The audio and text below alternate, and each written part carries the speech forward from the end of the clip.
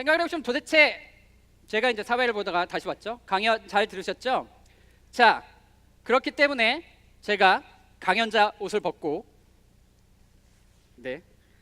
사회자 옷으로 갈아입고 공정해야 되거든요. 2부를 진행하도록 하겠습니다.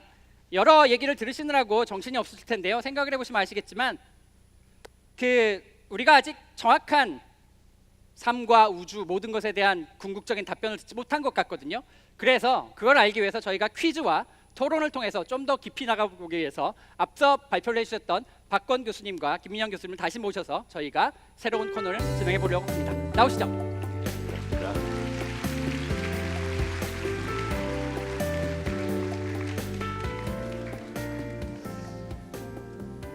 네, 강의 잘 들으셨나요? 예, 잘 들었습니다. 딴짓한 감사합니다. 거 아니시에요? 저는 열심히 잘 들었었는데. 예, 수고하셨습니다. 네, 자 이번 코너는 저희가 2부 중에서도 사실 카오스 재단이 강력하게 밀고 있는 코너입니다. 저희는 토론의 과학이라고 하는 걸 좋아하거든요. 저희가 지금까지 살펴봤던 여러 주제들 중에서 카오스 재단에서 엄선한 4가지 주제에 대해서 짧게 얘기를 나눠보려고 합니다. 그러니까 일단 첫 번째는 쉽게 시작하기 위해서 객관식 퀴즈로 나갈 겁니다. 그래서 여러분들도 맞춰보실 수 있고 선택을 하실 수 있는데요. 일단 첫 번째 퀴즈 주제를 보고 시작하도록 하겠습니다. 먼저 주제 영상 보시죠. 노벨상 대 필즈상. 1901년 시작해서 100년 넘게 진행되고 있는 노벨상. 물리, 화학, 생리의학, 문학, 평화, 경제 등 6개 분야에서 923명에게 수여됐다. 그런데 가만 뭔가 빠진 것 같은데 수학은 왜 없지? 이를 두고 몇 가지 설이 있다.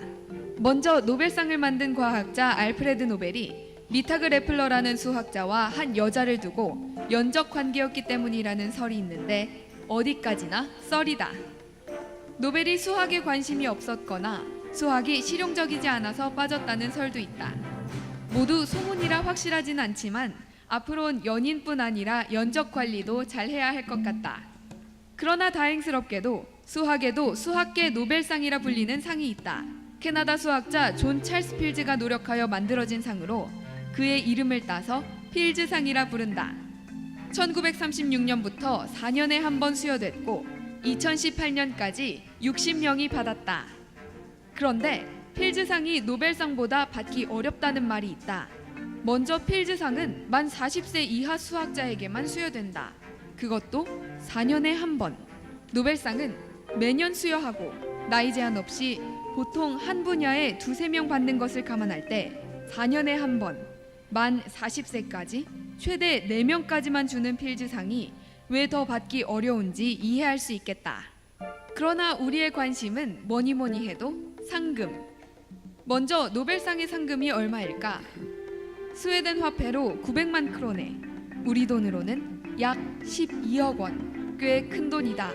이에 비해 필즈상 상금은 15,000 캐나다 달러, 우리 돈으로 약 1,250만 원 정도다. 에게, 필즈상은 그저 명예일 뿐인가? 노벨상과 필즈상은 우열을 가리기 힘든 아주 권위 있는 상이다. 2개를 합쳐도 전 인류 중 아직 1000명도 받지 못했다. 한국에서도 조만간 수상자가 나오길 기대해본다. 여기서 퀴즈. 1. 학문적 성과로만 따지면 필즈상이 노벨상보다 한 수 위다. 2. 아니다. 대중적 인지도나 상금이나 노벨상이 위다. 자, 일단 자세한 답변을 듣기 전에 사실 알고는 있었지만 필즈상 상금이 너무 작은 거 아닐까요? 개인적으로? 인간적으로 너무 작은 것 같은데 물론 여기서 답변할 건 아니니까요. 사실 뭐 저희가 정한 건 아닙니다. 저희한테 비난하실 필요는 없고요. 자, 1번, 2번 보셨죠? 필즈상이 더 좋다, 노벨상이 더 좋다. 저희가 이런 게 있습니다. 이걸 가지고 저희가 선택을 할 거니까요. 여러분도 하셔도 됩니다. 1번이 좋으신 분은 왼쪽 손을 드시면 되고요. 2번이 좋으신 분은 오른쪽 손을 드시면 되겠습니다. 자, 과연 1번, 2번 선택을 해볼까요? 하나, 둘, 셋. 선택을 해주시죠.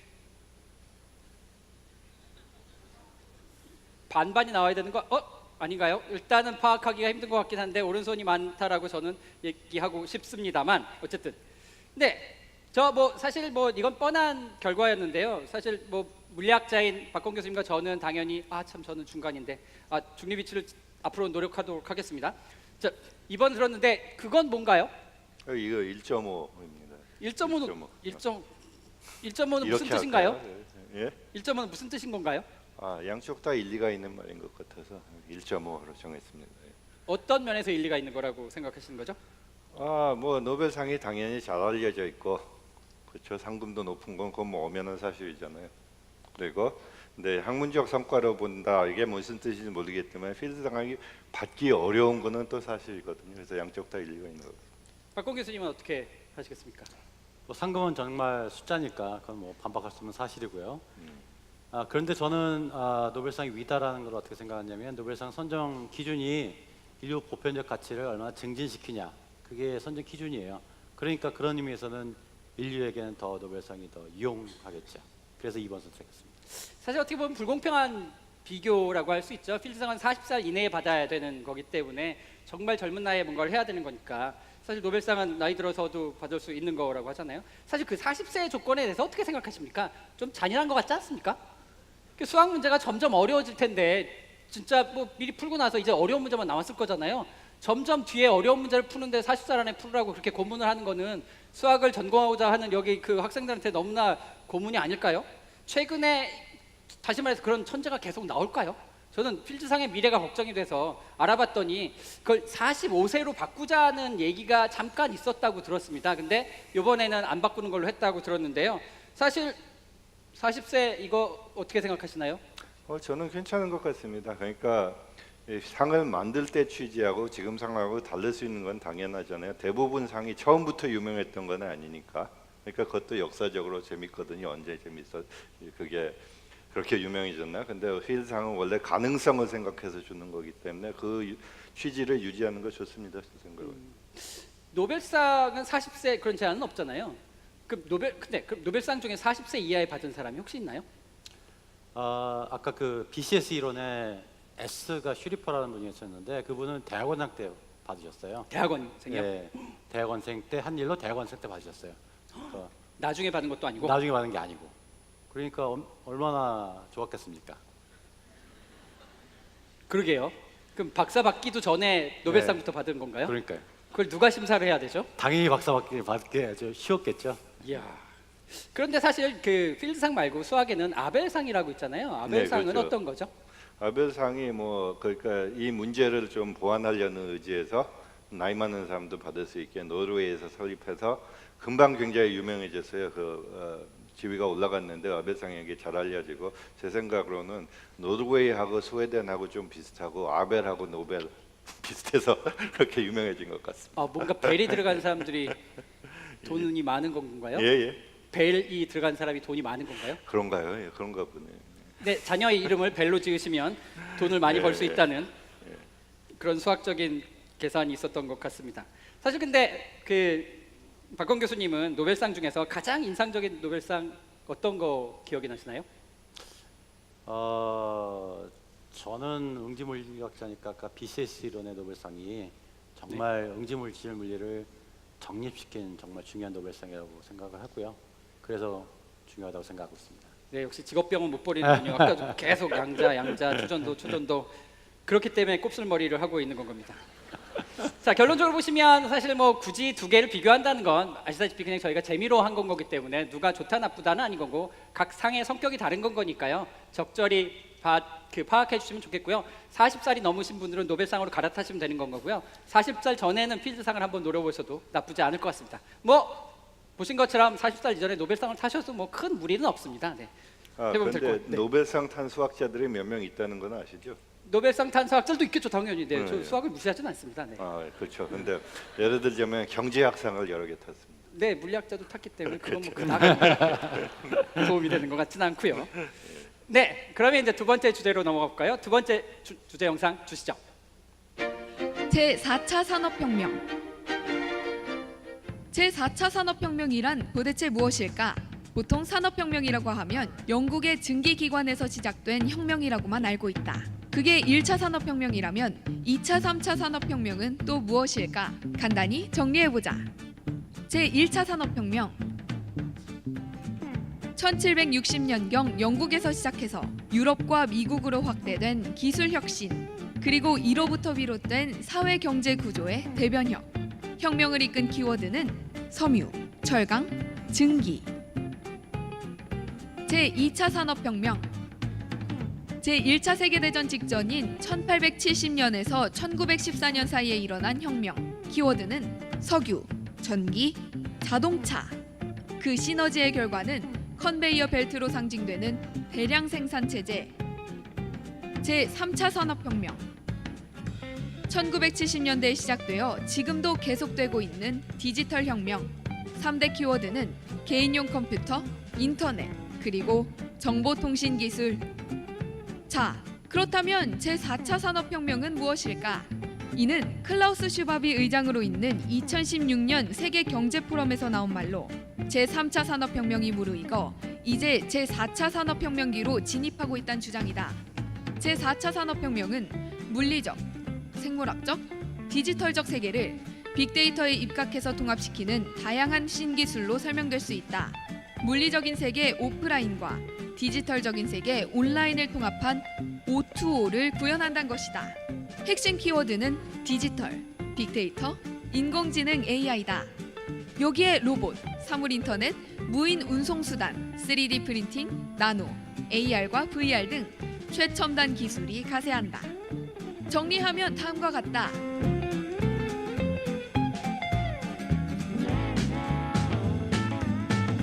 대개 혁명은 지나고 나야 그게 혁명인지 안다고 했다. 하지만 4차 산업혁명은 그 규모나 속도 면에서 과거 세 차례의 산업혁명과는 차원이 다르다. 그래서 그 시작이 예상 가능한 최초의 혁명이란 얘기다. 또한 엄청난 사회문화적 파장이 예상되니 미리 예측해서 준비하자는 취지도 있다. 반면 모든 게 말장난일 뿐이고 그저 3차 산업혁명의 연장선이란 주장도 만만찮다. 또 산업을 강조하다 보니 정작 중요한 과학이 빠졌다는 지적도 있다. 명백한 건 3차든 4차든 산업혁명이든 과학혁명이든 우리는 놀라운 혁명의 시대에 살고 있다는 것이다. 여기서 퀴즈 1. 4차 산업혁명은 실제로 일어나고 있고 따라서 유용한 개념이다. 2. 아직 결정 내리기 힘든 섣부른 판단이다. 20세기와 21세기 기초과학 분야의 약진과 그 중요성을 간과하고 있다는 점에서도 위험한 개념이다. 네, 어떻게 생각하시나요? 1번 4차 산업혁명은 실제다. 2번은 아직은 좀 조심스럽다. 아까처럼 왼손이 1번, 오른손 여러분 이쪽이 제 왼손입니다. 아시죠? 여러분들은 왼손을 드시면 됩니다. 왼손이 1번, 오른손이 2번이라고 해서 저희도 선택을 해보겠습니다. 저희는 이게 있기 때문에 손을 안 들어도 되고요. 자, 1번과 2번 하나, 둘, 셋. 네, 앞쪽에는 왼손, 오른손, 왼손, 오른손, 왼손, 오른손. 야, 파악하기 쉽지 않네요. 자, 왼손 내려주세요. 오른손 내려주세요. 말을 참 잘 들으신. 뭐 아직도 안 내리신 분은 어떤 손을 가지고 계신 건가요? 네, 일단 답을 한번 또 1.5인가요? 예, 그렇습니다. 또 평균을 내서 1.5. 황희정순도 아니고 왜? 자, 이거 네, 뭐 죄송합니다. 일단 뭐 개인의 취향이니까 존중하도록 하겠습니다. 그러니까 이 분야는 아무래도 제 연구 분야랑 조금 관련이 있기 때문에 제가 일단 밑밥을 깔기 위해서 조금 몇 마디 하도록 하겠습니다. 저는 2번이라고 들었는데요. 사실 이제 저는 이렇게 멋있는 키워드 만들어가지고 막 강조하는 걸 별로 좋아하지 않습니다. 제가 한번 뒤인 사례가 있기 때문에 그런데요. 빅데이터라고 하는 게 그렇습니다. 빅데이터 많이 떠들었는데 이게 너무나 많이 떠들다 보니까 본질은 없어지고 그냥 이상한 구호만 남았기 때문에 너무 호들갑을 떠는 건 안 좋다라는 입장에서 저는 물론 제가 중요성을 인정하는 건 아니지만 중요성을 무시하는 건 아니지만 혁명이라고 부르기에는 조금 조심스럽지 않느냐라고 하는 2번의 입장을 취했는데요. 사실 뭐 일단 박권 교수님의 생각을 들어볼까요? 네, 저도 2번이라 택했는데요. 왜냐하면 혁명이라고 보기에는 좀 미진한 면이 있는 것 같습니다. 왜냐하면 1차, 2차, 3차는 지금 비디오를 보셔서 아셨겠지만 그 배후에 근본적인 물리의 지식이 기반이 돼 있거든요. 새로운 과학이 기반이 돼 있거든요. 예를 들면 1차는 연력학이 있었고요. 2차는 전자기학이 있었고 3차는 사실은 고체 물리가 있었어요. 그러니까 양자역학이 있었습니다. 그 뒤에. 그러니까 진짜요? 예를 들면 3차가 양자역학인가요? 반도체, 직접 회로 이거 다 이제 반도체에서 그 양자역학을 알아야 되는 거거든요. 그래서 우리가 기존에 몰랐던 걸 새롭게 알게 되면서 그게 산업혁명으로 이어졌다. 라고 저는 생각하고요. 근데 4차 산업혁명에 새롭게 과학의 발전이 있었나? 저는 잘 모르겠습니다. 김영 교수님은 1.5 어떻게 생각하시는 건가요? 아, 예. 저 뭐 두 분이 염려하시는 거하고 저도 같은 생각인데요. 근본적으로는. 그런데 한 측면은 이제 수학의 관점에서 보면은 이 4차 산업혁명 때문에 새로운 수학이 많이 나오고 있는 게 사실이고, 또 한편으로는 그런가요? 네, 그렇습니다. 또 다른 한편으로는 이 두 분이 하시는 말씀이 맞으면서도 과학의 발전이 그렇게 질서정연하게 일어나지 않는 것 같거든요. 제 생각에는. 그러니까 혁명이라고 막 얘기할 때 조심스러워하는 사람들도 있고, 그다음에 그게 별 근거가 없더라도 혁명이라고 믿고 막 나가는 사람들이 또 기여를 하기 때문에 1번 믿는 사람하고 2번 믿는 사람들이 박터지게 싸우면서도 같이 발전시키는 것 같습니다. 수학이 산업혁명에 어떤 새로운 수학이 나왔나요? 뭐 예를 들자면 이제 수학자들이 정보 이론에 점점 관심을 많이 가지고 있기 때문에 그동안 알던 수학을 새롭게 적용하기도 하고, 뭐 산업 그야말로 선형대수하고 캘큘러스만 해도 새로 점검하게 되는 부분들이 상당히 있는 것 같습니다. 그러면 인공지능하고 관련해서 산업임에도 불구하고 그렇죠. 예. 수학에서의 관련성이 있다라고. 굉장히 많은 것 같습니다. 물리는 관련이 없나요? 물리는 데이터 과학에서 관련이 있겠죠. 네. 조금 더 띄워주셔야죠. 조금 더 띄워줘야 되나? 네. 제 생각에는 사실은 아까도 얘기를 했는데 인공지능이란 게 실제로 제가 잘 모르지만 강인공지능이라고 있어요. 그래서 이제 정말로 진정한 의미에서의 새로운 인공지능, 다시 말해서 자기를 자각하는 인공지능, 그게 나오면 정말 우리가 기존에 모르던 게 나오지 않을까 싶어요. 그게 된다면 정말로 4차 산업혁명이 되지 않을까 저는 생각하고 있습니다. 네, 옆에서 띄워주셨으니까 짰습니다, 사실. 네, 띄워주셨으니까 말씀을 드리면 4차 산업혁명의 이제 인공지능이라고 하는, 아까 제가 강의에서 뒷부분에 빨리 지나가서 뭐 다시 한번 설명을 드리면, 혁신이라고 하는 것이 점점 빨라지고 있거든요. 예전에는 혁신 내서 그 다음 혁신이라고 우리가 부를 만한 커다란 변화라고 하는 것이 띄엄띄엄이라는데, 그게 점점점, 왜냐하면 우리가 점점 빠르게 증가하고 있고 모든 게 빨라지고 있기 때문에 혁신의 주기조차 빨라지고 있다는 겁니다. 근데 사실 그렇기 때문에 저도 사실은 이제 이렇게 바꿀까 생각하고 있는 거가, 이게 예전의 기준으로 혁명이라고 하는 것과 다음의 기준으로 혁명이라고 하는 것의 주기가 훨씬 더 짧을 수도 있기 때문에 굳이 이거를 배제할 필요는 없다라고 해서 약간은 저도 돌아볼까라는 생각을 하지만, 그래도 아직은 조금 조심스럽게 얘기를 하려고 하는 건 거고요. 아니, 돌리시죠. 네? 돌리시죠. 아닙니다. 그래도 저는 아직까지는 물리학자를 따라가도록 하겠습니다. 예. 편가르는 건 아닙니다. 네. 예, 그렇기 그럼요. 때문에 굳이 그런 걸 신경 쓰실 필요는 없는 건데, 근데 사실 그러면 한 발 물러나서 이렇게 해볼까요? 사실 4차 산업혁명에 지금 말씀하신 걸 들어보면 주요 키워드가 이제 AI잖아요. 아까 강인공지능도 얘기를 하셨었는데, 며칠 전에 이제 일본의 소프트뱅크의 손정혜 대표가 AI를 지배하는 자가 미래를 지배한다. 미래를 지배한다 정도가 되면, 사실 미래를 지배한다는 표현은 되게 조금 과격한 표현인 것 같긴 한데, 그 정도면 혁명이라고 불러도 되는 거 아닐까요? 이렇게 해놓고 얘기해야 될 것 같은데. 저한테 물어보시는 네. 건가요? 저는 모르겠습니다. 저는 그 말도 잘 몰랐는데, 단지 제 아까 주장은 혁명이라고 불러도 되는지 안 되는지가 별로 중요하지 않다는 거예요. 그냥 그러니까 부르는 사람도 있고 안 부르는 사람도 있고, 이 사람들이 둘 다 맞기 때문에. 계속 그렇게 들고 계실 거죠? 그렇죠. 다음 문제도 그렇게 들으실 건가요? 두고 봐야죠. 그거는. 네, 알겠습니다. 네, 제가 영화를 좋아한다고 말씀드렸잖아요. 터미네이터의 스카이넷이라고 나오는데요. 인공지능입니다. 스카이넷이 나오면 혁명이라고 부르겠습니다. 언제 나오나요? 안 나올 거라고 믿고 있습니다. 안 나오나요? 네. 진짜요? 아까 뭐 강인공지능이 나오면 되는 거 아닌가요? 저는 안 될 것 같아요. 안 될 것 같아요? 안 된답니다. 뭐 물리학자가 얘기했으니까 어느 정도 믿으셔도 될 것 같습니다.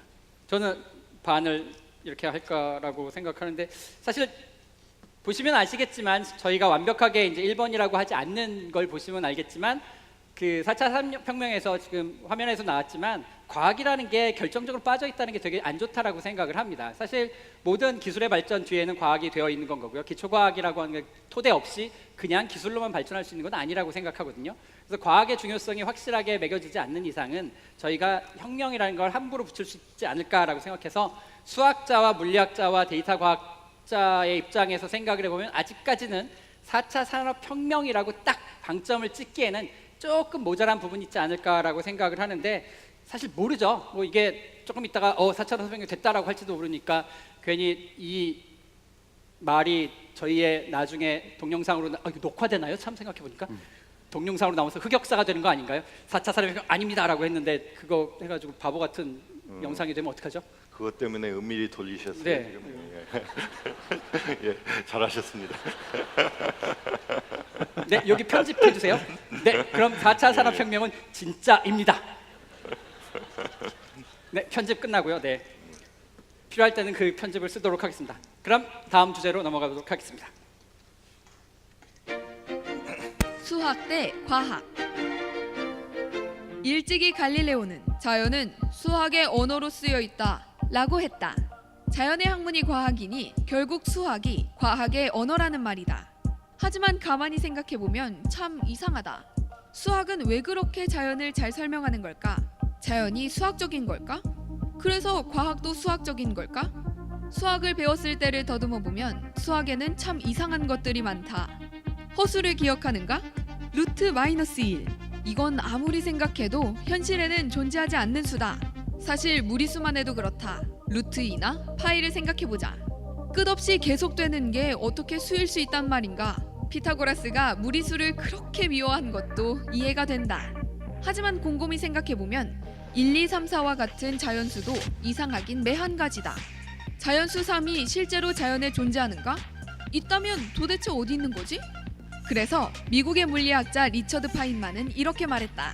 수학은 진짜가 아니지만 정말 진짜같이 느껴진다. 심지어 수학적 구조 자체가 우주의 본질이라고 주장하는 사람도 있다. 이쯤 되면 다시 플라톤의 이데아론으로 돌아가고 있는 것 같다. 수나 모양 같은 개념이 진짜고 우리가 물질이라고 하는 것들은 진짜의 그림자일 뿐이라는 생각. 그러나 과학의 핵심 중 하나는 실험과 관찰, 그리고 그것에 의한 반증 가능성이다. 철옹성을 자랑하던 뉴턴 역학도 마이컬슨과 몰리의 유명한 실험 한 방으로 무너졌다. 만약 1000만 년 전의 화석뼈가 지금의 인간뼈와 똑같다면 진화론의 초석도 속절없이 흔들릴 것이다. 이처럼 과학은 증거에 의해 세워지고 반증에 의해 무너진다. 우주와 생명의 기원을 들려주는 빅 히스토리. 인간의 행동을 진화론적 관점에서 설명하는 진화 심리학. 말만 들어도 후덜덜한 촉근 이론과 평행 우주론. 이 모두가 주류 과학으로 입성하기엔 아직 시기상조다. 실험이나 관찰의 범위를 벗어나 있기 때문이다. 그렇다면 수학은 어떨까? 수학을 실험하고 관찰할 수 있을까? 반증 가능성은 있을까? 아니면 그저 천재들의 지적 유희일 뿐 어쩌다 자연을 잘 설명하게 된 건 아닐까? 자, 최종 질문은 이것이다. 자연이 수학적이라고 치자. 그러면 과학은 수학적이다. 그러나 수학은 과학적인가? 여기서 퀴즈. 1. 수학은 자연과 모든 과학의 언어이고 완전하고 아름답다는 점에서 당연히 수학이 최고다. 2. 수학은 관찰과 실험에 의해 검증될 수 없는 지적 유희일 뿐 자연과 우주를 설명하는 학문은 뭐니 해도 과학이다. 네, 드디어 중요한 질문이 나왔습니다. 수학자와 과학자를 싸움 붙일 수 있는 아주 좋은 질문이 나왔죠. 자, 아까 1번은 편가르기 안 한다고 그러셨잖아요. 네? 편가르기 안 한다고. 저는 중립을 지킬 겁니다. 그렇기 때문에 제가 어느 쪽이라고 얘기 안 했잖아요. 자, 1번은 수학, 2번은 과학을 하는 겁니다. 자, 왼손은 수학, 오른손은 과학. 이거는 둘 다 들으셔도 상관은 없습니다. 사실은 수학과 과학은 싸우는 건 아니니까요. 저는 중립, 저는 일단 중립으로 시작하도록 하겠습니다. 이게 조금씩 바뀔지 모르겠지만, 자, 그러면 1번은 왼손은 1번은 수학, 2번은 과학. 하나, 둘, 셋 들어보실까요? 자, 두 손도 있고요. 오른손이 많이 보이는 것 같지 않으세요? 그런가요? 화면이 무대를 외면하지 마시고. 저는 본인은 왜 안 드시죠? 드셔야죠. 안 드실 거예요? 안 될 겁니다. 안 드실 거예요? 예, 그렇습니다. 이건 무슨 시츄에이션이죠? 이걸 어떻게 해야 되는 거죠? 싸움을 붙이려고 했는데 싸움을 거부한 이런 걸 기권패라고 하는 거 아십니까? 그냥 상관없습니다. 뭐 다 패하고 말죠. 뭐. 이건 무슨 어떻게 해야 되는 걸까요? 이렇게 된다면 자 이거 그러면 수학도 아니고 과학도 아니다라고 하시는 건가요? 그러니까 지금 든 거는 0입니다. 0. 수학자 티를 내고 계십니다. 예. 자 그럼 일단 0이라고 하고요. 과학자 얘기를 들어볼까요? 수학이 중요한 거는 뭐 부인할 수 없죠. 왜냐하면 수학은 우주의 언어니까요. 그런데 언어 정확히 언어입니다. 그래서 우리가 자연하고 대화를 우주가 대화를 하려면 자연의 언어를 해야 되잖아요. 그래서 수학을 해야 되죠. 하지만 저는 말을 할 때도 언어의 문법보다는 내용이 중요하다고 생각합니다. 저는 과학은 내용이고 수학은 그거의 문법이라고 생각해서 2번을 선택했습니다. 네, 알겠습니다. 그러면 제가 따르게 질문 한번 해볼게요. 네, 아까 제가 김민정 교수님 강의를 잘 들었었는데 강의에서 무슨 19세기의 수학이 어쩌고 저쩌고 하면서 앞에 H바를 붙이고 그게 나중에 양자역학과 관련이 있어서 멋있다라고 했잖아요. 네, 네. 그 양자역학 멋있다고는 안 했던 것 같은데, 네, 하여튼. 네. 저는 그렇게 들었는데 대충 그렇게 들리지 않았습니까? 양자역학과 그래서 그걸 뭐 미리 알았다라고 하는 거에서 미리 알았다는 게 멋있으려면 그게 멋있으니까 미리 알아서 한 거 아닌가요? 그러면 과학이 더 멋있는 거 아닌가요? 그럴 수도 있죠. 근데 그건 뭐 각자 생각하기 나름인데 저는 그 말을 안 했다. 비디오 판독 안 되나요? 네, 이거는 사실 제가 싸움을 조금 더 걸어야 되긴 하지만 사실 쉬운 문제는 아니라서 네, 뒷부분에 토론에서 좀 더 자세히 하기로 하고요. 일단은 다음 문제로 넘어가도록 하겠습니다. 근데 다음번에 꼭 주셔야 됩니다. 잠깐만 0번 설명해도 될까요? 네, 한번 설명해 보시죠. 네. 왜냐면 1번이나 2번이나 틀린 말이 너무 많이 들어가 있어서 다 그런가요? 그냥 0번인 것 같습니다. 그 작가가 누군지 모르겠지만 이따가 혼나겠네요. 네. 아니요, 혼낼 생각은 없지만 틀린 거는 뭐 너무 분명해요. 어디가 틀렸나요? 뭐 가령 예를 들자면은 수학이 완전하다는 말도 틀렸고 네. 그 아름답다는 건 뭐 그건 주관적인 판단이고 최고라는 말은 이건 뭐 너무 과장하는 것 같고 과학은 최고인데. 네. 그리고 뭐 관찰과 실험을 할 수 없다는 것도 이건 분명히 틀린 말이고 여러분이 가령 아까 제가 피타고라스 정리 얘기했었잖아요. 그거 검증할 수 있을 것 같아요, 없어요? 다 검증하잖아요, 피타고라스 정리. 근데 그런 종류의 명제는 제일 오래된 과학 중에 속하죠, 어떻게 보면. 그러니까 그런 것도 틀렸고 뭐 틀린 게 너무 많아서 다 0번. 제가 보니까 예. 지금까지 1.5를 하셨잖아요. 그래서 예, 예. 수학 과학의 답이 중간이거든요. 근데 아까 네. 0이라고 하셨잖아요. 네, 네. 0은 1에 더 가깝죠. 네. 0은 1에 더 가깝죠. 그래서 1을 하신 것 같습니다. 0을 아니요, 하신 것 같습니다. 저는 대체로 수를 원에다가 놓고 아, 0, 1. 삼진법을 쓰시는 건가요? 뭐 삼진법이 아니고 그 원형 수책이야. 네. 정수를 전공하신다고 하시더니 네. 확실한 자리매김을 하시는 것 같습니다. 네, 일단 네. 다음 주제로 넘어가서 이따가 계속 싸워보도록 하겠습니다. 네, 네, 네. 마지막 주제 영상 보시죠. 모든 것의 이론. 얼마 전 남북 정상이 만났다. 지구상 최후의 분단 국가. 그래서 우리의 소원은 통일. 현대 물리학의 역사도 통일의 역사다. 많은 물리학자들의 소원은 통일장 이론 또는 모든 것의 이론이다. 물리학에서의 통일은 뭘까? 바로 힘의 통일이다.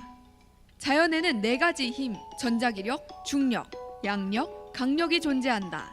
이 4가지 힘을 하나의 원리로 통일하겠다는 것이다.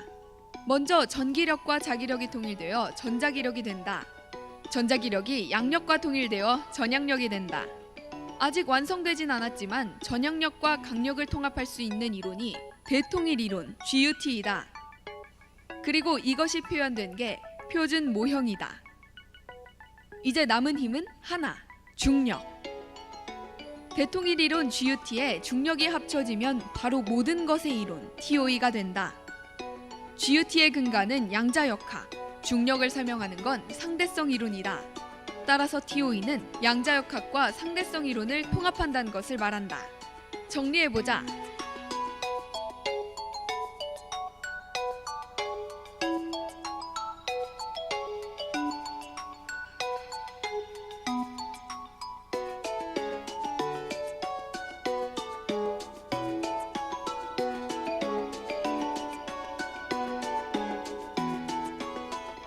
모든 것의 이론 TOE는 많은 물리학자들의 꿈이고 언젠가는 이뤄질지도 모른다. 하지만 TOE가 가능하다 하더라도 그게 모든 것을 설명할 수 있을까? 우리 주위에는 생명, 정신, 가치, 의미 등 과학적으로 계량하기 힘든 것들도 많다. 어떻게 이 모든 걸 물리학 법칙으로만 설명할 수 있을까? 그래서 또 많은 사람들은 모든 것의 이론이라는 말 자체가 말도 안 된다고 생각한다. 여기서 퀴즈. 1. 물리 법칙이 완성되면 모든 것을 설명할 수 있다. 2. 말도 안 된다. 설명할 수 없다. 네, 이건 조금 어려운 질문일 것 같은데요. 물리 법칙이 완성되면 모든 것을 설명할 수 있을 것이냐, 아니면 그럼에도 불구하고 아직도 설명이 안 되는 것이 있을 것이다라고 하는 거거든요. 자, 1번, 2번 이제 아시겠죠? 하나, 둘, 셋 들어주시죠. 다시 1.5인가요? 약간 아니요. 각도가 다른데요. 1.7쯤 됩니다. 1.7이요. 정수 연구한다고 하지 않으셨어요? 글쎄 뭐 이렇게 1.7의 이론은 뭔가요? 1.75에 대한 예. 네, 1.7이 어떤 의미인가요? 1.7이 그 아까 저희 우리 공연하기 전에 토론을 조금 했었는데요. 그때 이제 정황 교수님이 아주 좋은 표현을 쓰셨는데, 그러니까 좁은 의미의 모든 것의 이론하고 넓은 의미의 모든 것의 이론이 있잖아요. 좁은 의미의 모든 것의 이론은 저도 상당히 믿는 바가 강한데 그건 가능할 것 같고, 중력장 이론하고 양자 이론 합치는 거는. 근데 그렇다고 해서 진짜 모든 것이 다른 의미의 큰 의미의 모든 것이 설명되느냐, 거기에 대해서는 제가 의심하는 바가 많아서 1.7로 정했습니다. 네, 박광 교수님은? 모든 물리학자라면 아마 1번을 심정적으로 믿고 있을 겁니다. 근데 여기서 이제 저기서 이제 단어가 빠져 있는데요. 궁극적으로 모든 것을 설명할 수 있다. 하지만 실제로는 설명할 수 없다라고 생각합니다. 왜냐하면 물리법칙은 미분방정식으로 다 기술됩니다. 미분방정식을 풀려면 초기 조건이라는 게 필요해요. 그래서 알란 튜닝이라는 유명하신 분이 뭐라고 말하냐면, 과학은 미분방정식이고 철학은, 종교는 초기 조건이다. 그래서 네, 어려운데요. 종교는 초기 조건이다. 그래서 우리가 주어진 초기 조건을 알지 못하면 그 다음부터 기계적으로 풀어갈 수 있으라도 풀 수가 없어요. 그래서 저는 과학이 초기 조건까지 모두 다 설명할 수 있을 거라고는 생각하지 않습니다. 그런 의미에서 방정식은 완성되지만 설명할 수는 없을 수도 있다라고 생각합니다. 알겠습니다. 이거는 사실 어차피 쉽게 결론이 나는 문제는 아니고 오늘의 제일 중요한 주제이기 때문에 사실 저희가 본격적인 토론에서 조금 더 다루기로 하고요. 사실 뭐 저는 1번이라고 한 게, 저는 언제나 그렇듯이 물리 짱짱이기 때문에 기본적으로 어쩔 수 없이 1번이라고 했었는데요. 일단 그러면 이제 영상은 다 나온 것 같고요. 일단 그러면 조금 더 싸워보도록 합시다. 아까 했었던 수학과 과학. 아까 영상 퀴즈에서 사실 보시면 세 번째가 이제 수학과 과학 사이였고요. 그 다음에 네 번째가 이제 모든 것의 이론이었거든요. 수학에서 비겁하게 패널을 안 드는 그런 걸 하셨었는데요. 사실 뭐 수학 대 과학 그리고 모든 것의 이론을 들어간다고 생각했을 때, 사실 앞부분에서 저희가 수학과 과학 가지고 뭐 이렇게 누가 좋은 애 나쁜 애 했지만 저희 그렇게 사이 나쁜 사이는 아니고요. 점심도 같이 먹었고요. 따로 앉아서 먹었지만, 그리고 뭐 얘기도 했고요. 그리고 이따가도 저녁 같이 먹기로 아직까지는 되어 있습니다. 그렇기 때문에 전혀 걱정 안 하셔도 되고요. 저희 이렇게 써 있었기 때문에, 그래서 저희 그렇게 이상한 사람들 아니고요. 친하게 지내고 있으니까 걱정 안 하셔도 되고요. 자, 그러면 아까 나왔던 건데요. 과학은 수학적이다라는 표현에 대해서는 아무도 의견이 없는 것 같은데요. 수학은 과학적인가라는 표현이 있었거든요. 그거는 약간 물음표를 던져서 돼 있는 것 같은데 왜 그렇게 물음표가 있는 걸까요? 수학은 과학적이다라는 게 뭐 그렇게 자연스러워 보이지 않거든요. 그러니까 뭐 수학의 성질에 대해서 뭐 이해를 잘 못하는 경우에 그게 많이 나오는 것 같아요. 그러니까 아까도 말씀드렸듯이 피타고라스 정지처럼 굉장히 오래된 과학적인 명제도 수학에 많이 들어가 있는데 그게 과학이 아니라고 생각하는 사람들이 있거든요. 그게 검증 가능하지 않다고 생각하는 사람들이 있고, 제가 약간 주제넘는 주장을 한다면은 수학의 과학적이 아닌 면 순수 언어 같은 측면이 19세기 말에서 20세기 초까지 철학에서 많이 강조됐던 관점인데, 그걸 수학자들 자신도 믿는 경우들이 많아요. 자기 경험하고 전혀 다른데도. 그래서 그건 일단 일종의 역사적인 오해인 것 같습니다. 수학이 과학이 아니라는 거는. 박근 교수님 어떻게 표현하실 수 있으세요? 저는 말씀드렸어요. 수학이 굉장히 중요한데요. 저한테 정말 놀라운 사실이고 굉장히 궁금한 사실은 왜 수학이 과학을 기술함에 있어서 그렇게 효율적인가? 왜냐하면 이게 단순히 언어, 문법에 불과하다면 그렇지 않을 수도 있을 것 같거든요. 우리 두뇌가 돌아가는 방식에 불과하다면. 근데 실제로는 굉장히 효과적이거든요. 저는 가끔 그런 생각합니다. 우리가 우주의 일부잖아요. 그래서 우주가 우리를 뭐 만들었잖아요. 그래서 우리가 우주를 이해해 주기를 바라는 마음으로 우리의 두뇌에 우주의 언어를 심어놓은 게 아닐까. 그래서 당연히 그걸 돌아가는 방식을 우리가 이해할 수밖에 없지 않았을까. 그래서 수학은 과학적일 수밖에 없다. 라고 생각을 할 때가 있습니다. 우주가 우리 머릿속에 뭔가 심어놨나요? 우주가 우리를 너무 사랑해서 사랑을 이해주길 바라는 거죠. 우주의 박애정신. 예, 아니 우주가 자식과 같은 거 우리가 그래서 이해주길 바라는 거죠. 아니 이분들이 지금 과학 토론에서 종교도 아니고 사랑 고백을 하고 있는 이상한 뭐죠 이거는? 어떻게 수습을 해야 되는 건 거지? 이상한데요? 사실 생각을 해보시면. 근데 사실 뭐 수학, 과학 다 중요한 거 맞고요. 서로 관련성이 많은 건 있는데 도대체 왜 수학과 과학은 사람들이 이렇게 다 어렵다고 생각을 할까요? 왜 수학과 과학 어느 게 더 어려우세요? 근데 수학이 어려우면은 과학도 어렵겠죠. 왜냐하면 과학은 또 대부분 수학이 침투에 들어가 있기 때문에 아까 지적하신 것처럼. 그래서 수학이 굉장히 어려운 부분을 차지하는 건 사실인데 제가 약간 거기에서 상상을 해본다면은 진화론적인 측면도 있을 것 같아요. 그러니까 우리가 어떤 의식이 생기고 계속 머리가 진화했을 텐데 이제 수학에 대해서 사고하는 거는 거의 그것의 가장 바깥 부분, 최근에 일어난 현상일 가능성이 많은 것 같은데 그러면 적응하는데 시간이 걸릴 것 같다. 그리고 우리가 익숙하지 않은 부분이 많을 것 같습니다. 근데 다행은 그런 가운데서도 굉장히 어렵던 수학이 수세기 지나고 수천 년 지나고 그러고 보면 보편적이 돼 있거든요. 사칙 연산 같아도 우리 뭐 플라톤, 소크라테스 얘기했지만 그 사람들 제대로 지금 초등학생이 그 사람들보다 거의 분명히 잘할 거예요. 사칙 연산은. 그러니까 그 정도로 전문가들보다 지금 사람들이 더 잘하고 확률론, 미적분학 이런 모든 게 그런 거거든요. 전문가들이 어렵게 하다가 모든 사람들이 알게 되는 그런 면이 있기 때문에 시간이 지나면서는 이 어려움이 큰 문제가 아닌 것 같습니다. 박원 교수님은 수학과 과학은 왜 이렇게 어려운 건가요? 우주 자체가 어렵기 때문이죠. 그렇게 또 쉽게 우주한테 자기 자신을 드러내지 않죠. 아까는 사랑한다더니 사랑은 하지만 그렇게 쉽게 쟁취할 수 있는 건 아니죠. 어려운 사람. 다시 한번 말씀드리면 저희는 과학 토론을 하고 있는 겁니다. 무슨 종교 무슨 그런 거 생각하시면 안 되는 건 거고요. 저는 조금 다른 의견이 있는데 저도 얘기를 안 하면 밥값을 못 하는 것 같아서 저는 수학과 과학에 대해서 어려운 수학에 대해서 사실 저 옛날엔 수학을 잘했는데요. 이게 점점 올라가면 올라갈수록 수학이 어려워지더라고요. 어려운 물리에 가면 어려운 수학을 쓰는 물리가 있어서 저는 어려운 수학을 쓰는 물리는 안 하고요. 쉬운 수학을 쓰는 물리를 하고 있습니다. 물리가 아까 보여드린 것처럼 뭐 어려운 것만 있다고 생각을 하는데요. 과학도 마찬가지고요. 수학을 조금만 쓰는 물리도 있고 수학을 조금만 쓰는 과학도 있거든요. 그러니까 수학과 과학을 선택하는 데 있어서 수학이 어려워서 과학을 선택하지 않는 그런 오류는 안 범했으면 좋겠다라고 여기 젊은 학생들한테 얘기를 하고 싶습니다. 그러니까 수학이 어려우면 물리로 오시면 됩니다. 조금 이상하죠? 자, 그리고 이제 뭐 사실은 이제 제일 중요한 주제로 넘어가야 될 것 같은데요. 뭐 수학, 과학, 뭐 저희는 친한 사람이다라는 결론이기 때문에 어차피 해봐야 똑같이 나오기 때문에요. 스티븐 호킹의 생애를 다룬 모든 것의 이론이라고 하는 Theory of Everything이라고 하는 이제 영화의 클립인데요. 원제는 Theory of Everything인데 우리나라에서는 이상하게 사랑에 관한 모든 것 그래서 사랑 얘기를 하신 거였나요? 이상하게 연극을 뭐 대본이 모든 것이 노출됐나요? 사랑이라서 그러는지. 왜 이렇게 돼 있나요?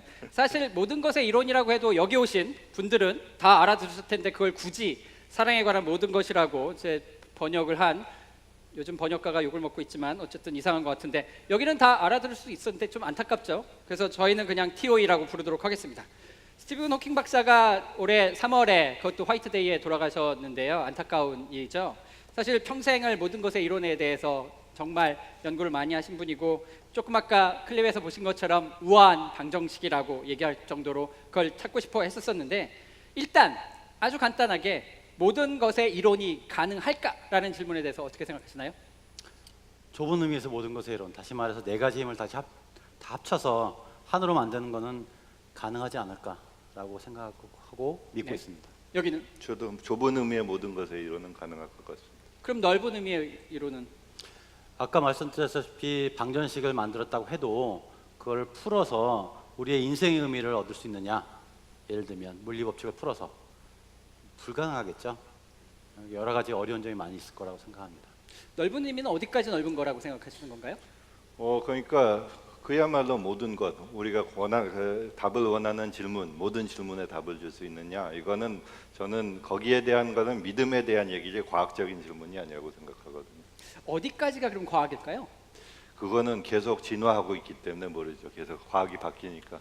과학이 팽창은 하고 있는 거 맞나요? 제 생각은 그런 것 같습니다. 그러니까 지금보다 더 넓은 의미의 모든 것을 포함할 수도 있겠죠. 이론이 발전을 하면서 가령 생각, 가치 이런 것에 대해서 가령 사랑에 대해서도 그야말로 점점 과학적인 측면이 드러나는 것은 사실이거든요. 제 생각으로. 그렇다고 해서 모든 것을 넓은 의미의 모든 것을 할 수 있다 이 주장을 안 하더라도 물리학은 충분히 훌륭하잖아요. 그러니까 왜 꼭 그걸 주장해야지 되는지는 모르겠어요. 저는. 네, 사랑의 방정식이라고 통계 물리에서 푸는 방법도 있긴 한데요. 그렇죠. 예, 예. 네, 그거는 다른 얘기는. 근데 그건 다른 물리학자한테 여쭤보도록 하겠습니다. 도대체 중력은 왜 안 합치려고 하는 건 아니겠지만 왜 안 되는 겁니까? 아까 제 강의에서 세 가지 힘을 합치는 방법을 말씀드렸잖아요. 기본적으로는 입자가 두 개가 있고 공놀이를 하면서 상호작용이 발생하는 거거든요. 그거로 전자기와 강력, 양력을 합쳤습니다. 근데 중력은 시공간이 휘는 거거든요. 근데 시공간하고 휘는 거하고 양자각 합치려면 시공간이 요동을 해야 돼요. 그게 자세하게 설명드릴 수 없지만 굉장히 어렵습니다. 그래서 중력은 나머지 세 개 힘과 본질적으로 다른 점이 있게 느껴져요. 그거를 극복하기가 굉장히 어렵습니다.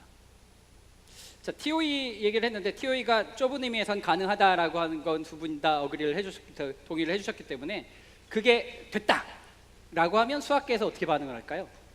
그 이해하려고 노력을 많이 해야지 되고 하나는 또 하나는 그게 수학에 기여하는 것이 무엇일까 아마 생각을 해봐야지 되겠죠. 근데 예를 들자면은 방금 말씀하신 그 중력장 이론의 굉장히 어려운 부분, 약간 수학적인 용어를 써도 큰 문제는 안 될 거예요. 여러분들이 이제 상상할 수 있는 바가 있으니까 수학의 관점에서 보면 다른 물리학 방정식에 비해서 선형 방정식에서 제일 먼 경우가 아인슈타인 방정식이거든요.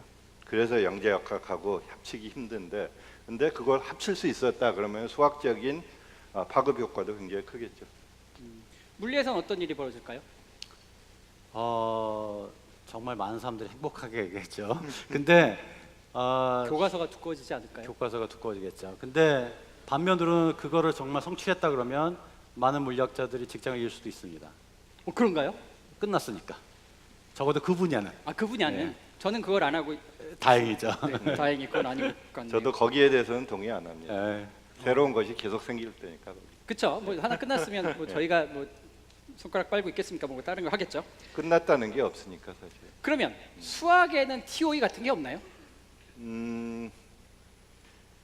그러니까 이 모든 거를 근데 물리학에 TOE가 있다는 것도 물리학자들이 다 동의하는 바는 아니잖아요. 그렇죠. 그러니까 근본 힘, 그러니까 근본 상호작용에 대해서 다 파악했다고 해서 그게 물리학의 모든 문제를 해결한다고 믿으세요? 그건 아니죠.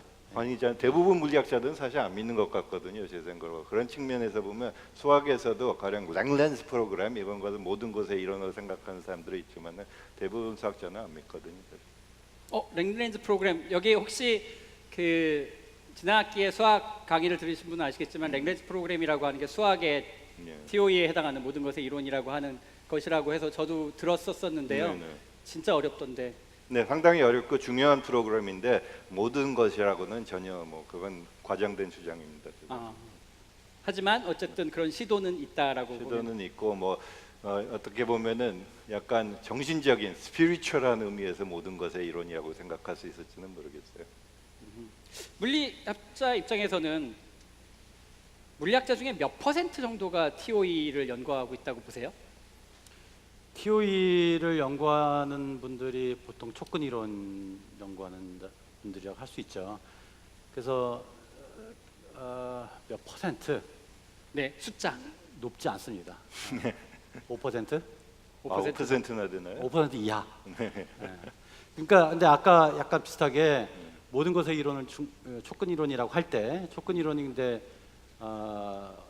좀 어려운 게 실험 검증 가능성이 없어요. 현재까지는. 그래서 어떤 사람들은 그냥 종교라고 믿는 분들도 있고요. 굉장히 비판적인 분들도 많습니다. 그래서 점점 작아지고 있다는 느낌은 받고 있습니다. 네, 사실 어려운 문제입니다. 거기까지 갔을 때 그걸 과연 우리가 과학이라고 불러야 되느냐라고 하는 그런 반성도 있으니까요. 사실 쉬운 문제는 아니긴 하지만 그렇게 아인슈타인도 그렇고 호킹도 그렇고 매달린 거 보면 되게 중요하고 재미있는 문제라는 거는 맞는 것 같아요. 여기 뭐 보니까 어린 학생들 많이 있는데 TOE 좁은 의미에서는 해결된다라고 하니까 한 번쯤 용기를 내셔도 될 것 같고요. 사실 생각해 보시면 쉽지는 않을 겁니다. 하지만 언제나 그렇듯이 그게 주는 기쁨을 클 테니까 여러분들도 한번 생각했으면 좋겠고요. 나는 그런 어려운 거 못하겠다라고 하시면 제가 아까 말씀드린 모든 것의 이론이 아닌 모든 것들의 이론인 복잡계 이론을 하시면 아주 재밌는 연구를 하고 있다라고 하는 것을 말씀을 드리고 사회자니까 이쯤에서 TO에 대한 얘기는 마치도록 하도록 하겠습니다. 자, 계속 얘기를 했으면 좋겠는데 사실 여기서 자꾸만 이제 시간이 다 됐기 때문에 그만하라고 하기 때문에요. 일단 토론을 여기서는 일단은 마무리를 할 텐데요. 42에 대한 얘기는 안 했는데 이거 어떡하죠? 그리고 각자 자기가 생각하는 궁극의 질문의 답, 여기는 제가 기억하고 691이었고 여기는 파동이라고 했고 저는 빨간 약이라고 했는데 그건 유튜브 보면 있으니까 일단 거길 보시면 될 것 같고요. 아, 네, 유튜브가 나왔으니까 네, 클릭 눌러주시고요, 좋아요 눌러주시고 구독 버튼 꾹꾹 아시죠? 예, 요즘은 그게 최고입니다. 예, 좋아요 해주시고요, 해주시면 좋겠고요. 그거 말고 마지막으로 사실 답을 찾는 것보다 사실 과학에서 더 중요한 건 질문을 찾는 거라고 생각합니다. 여러분들이 생각하시는 가장 중요한 질문은 뭐라고 생각하십니까? 김미영 교수님. 아, 저부터요? 네. 아, 예, 죄송해요. 저는 뭐 굉장히 황당한 질문을 강연 제목으로 정하기도 했으니까 그것도 좀 중요한 것 같고, 근데 좁게 보면은 뭐 셰익스피어식으로 죽느냐 사느냐 뭐 그 생각도 할 이것이 수 있을 것 문제로다. 같은데. 네, 문제는 그렇죠. 문제네요. 네.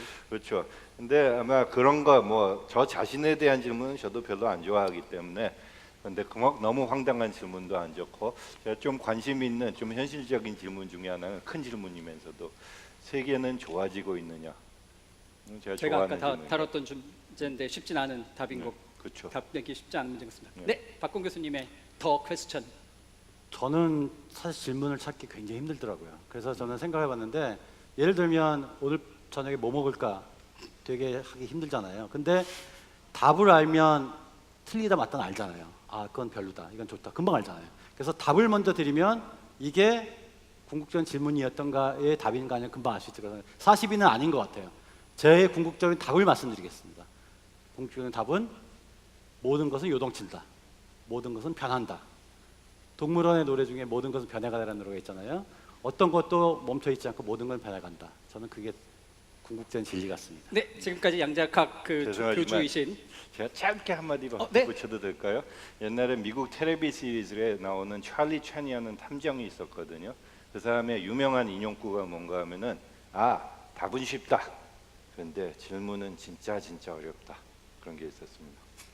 네, 저도 뭔가 한마디를 해야 될 것 같아서 제가 생각하는 아주 어려운 질문은 도대체 왜 사람들은 이 재미있는 과학을 안 할까라고 하는, 왜 좋아하지 않을까라고 하는 게 질문이고요. 여기 오신 분들은 과학을 좋아하시는 분들이니까 그 질문에선 예외가 되는 건 거고요. 그리고 구체적인 뭐 과학적인 질문은 사실 모든 분들을 껴안기 위해서 제가 연구하는 복잡계에서 필요한 새로운 수학과 새로운 물리는 무엇일까라고 하는 게 제가 지금도 연구하고 있는 건 거고, 여기 학생분들한테도 권하고 싶은 질문이라고 할 수 있겠습니다. 이제 마무리 인사를 할 시간인데 앞에 나가서 저희 인사를 해볼까요? 네.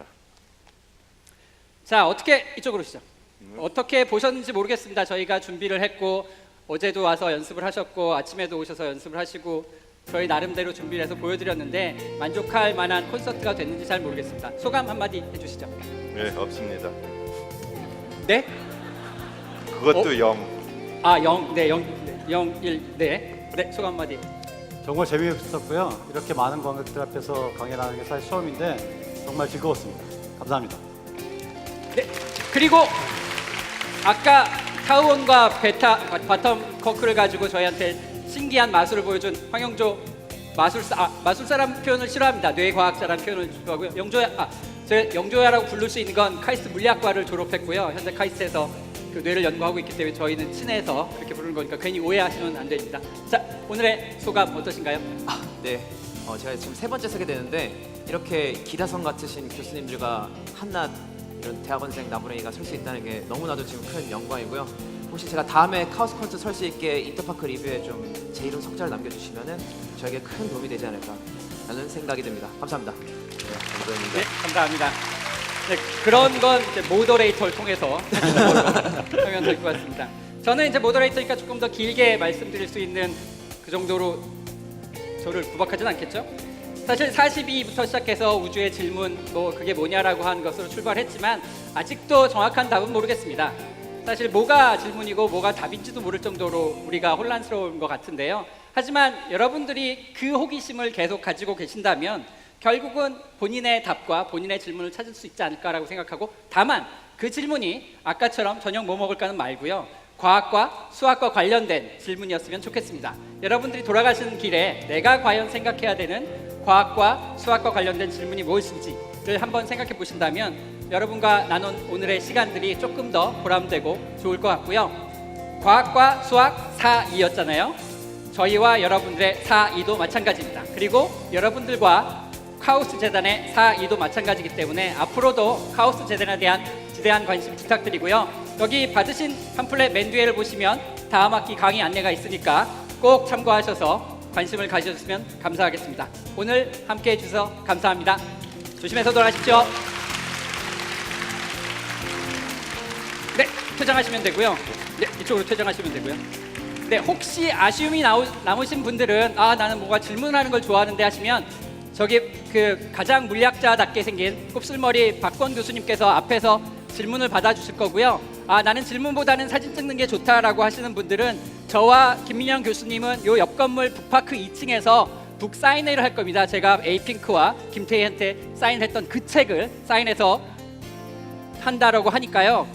옆 건물 2층으로 오시면 저와 김민영 교수님과 사진을 찍거나 질문도 짧게는 받을 수 있을 것 같습니다. 참고해 주셨으면 감사하겠습니다. 조심해서 가시기 바랍니다. 감사합니다.